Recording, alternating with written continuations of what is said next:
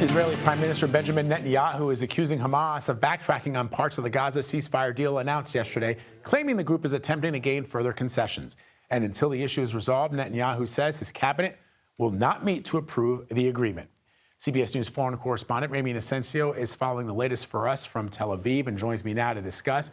So, Ramy, it's been hard for us to understand here in the United States what actually is the holdup. At one point, we've heard from everybody from members of the Biden administration to local media reports that the sticking point has more to do with politics and whether Prime Minister Netanyahu is able to sell this to his coalition in the Knesset. Now we're hearing it maybe has to do with Hamas. What are you hearing?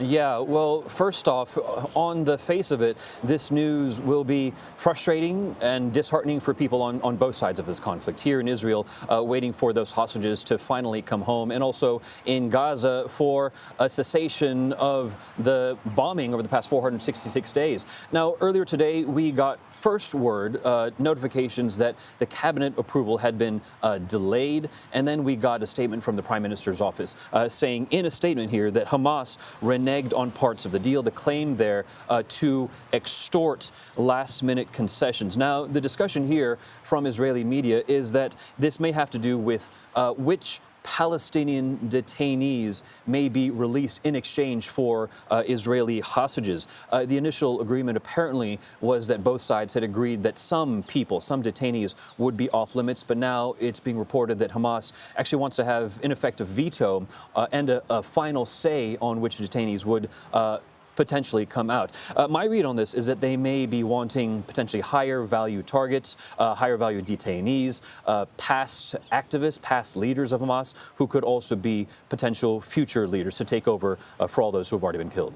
It's such a head scratcher because presumably this would have been raised during those meetings in Qatar, and you had both the United States, the Qataris and the Israelis all there trying to hammer out this deal. You would expect that Hamas would say, these are the people that we want released from these Israeli prisons.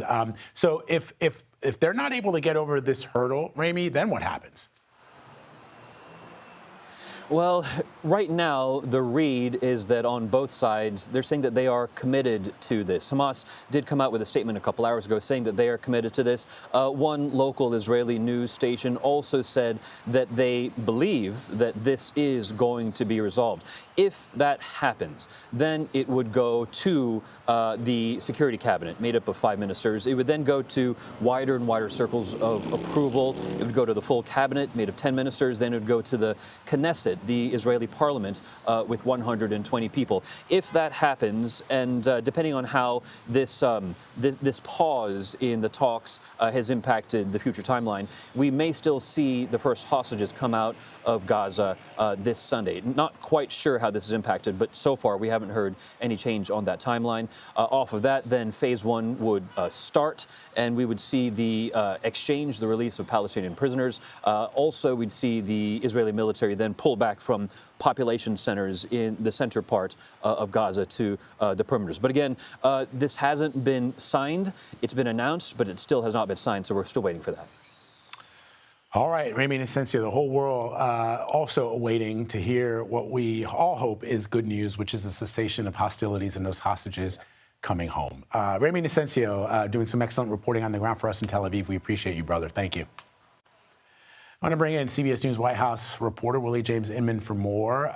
So, Willie, you heard the conversation that I just had with Ramy. You presumably heard the conversation that we had with a person from the State Department this morning on CBS Mornings, who essentially said that they believe that this deal is happening. The Biden administration has been working on this for months. The president suggesting yesterday that he had been working and proposing a deal like this way back in May.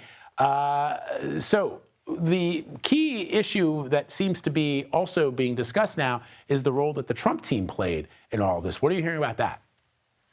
Yeah, that's right, Vlad. Part of the reason why you're seeing this deal come about, and President Biden talking about how both his team and the incoming Trump team work together is because they want to make sure that they present a united front, that Hamas doesn't exploit any differences between the Biden team and the Trump team. In fact, President Biden, after that meeting, that Oval Office meeting with then President-elect Trump, following the results of the 2024 election, directed his team to work with President-elect Trump's team to make sure that they're on the same page. In fact, his envoy, the envoy that I should mention that the president-elect has appointed to that position, Steve Witkoff, went to the Middle East, traveled to the Middle East to meet with leaders, including Prime Minister Netanyahu, to bring President Trump's thoughts to the table with all of this. So both presidents taking some credit here. But I will point out that the White House has been on the same page, the same footing, because in large part,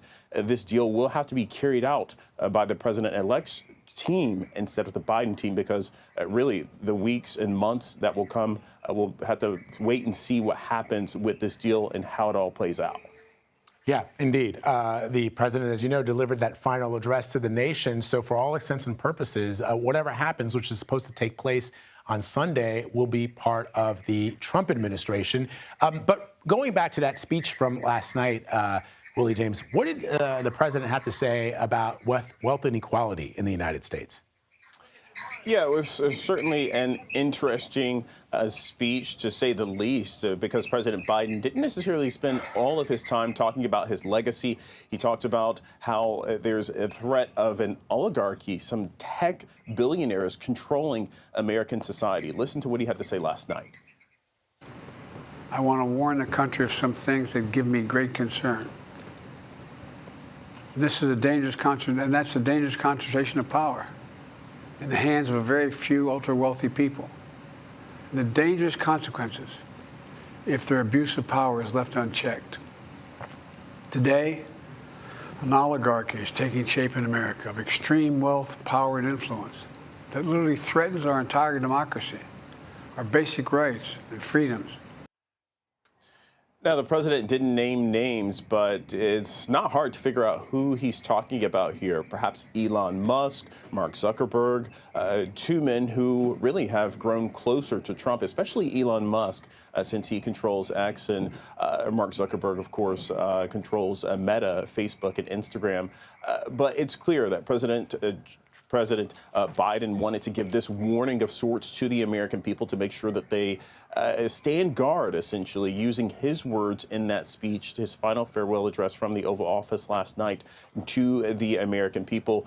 He did, of course, touch on some of the things that he believes were major accomplishments during his 4 years in office. But, Vlad, this was the more interesting part of his speech. About 9 minutes or so into it, he started to go into this threat against American society, but also talking about how social media and the lack of fact-checking, which has been a major shift and change with some of these social media platforms, how Americans should be wary of misinformation and disinformation, Vlad. All right, Willie James Inman for us at the White House. Thank you, Willie James.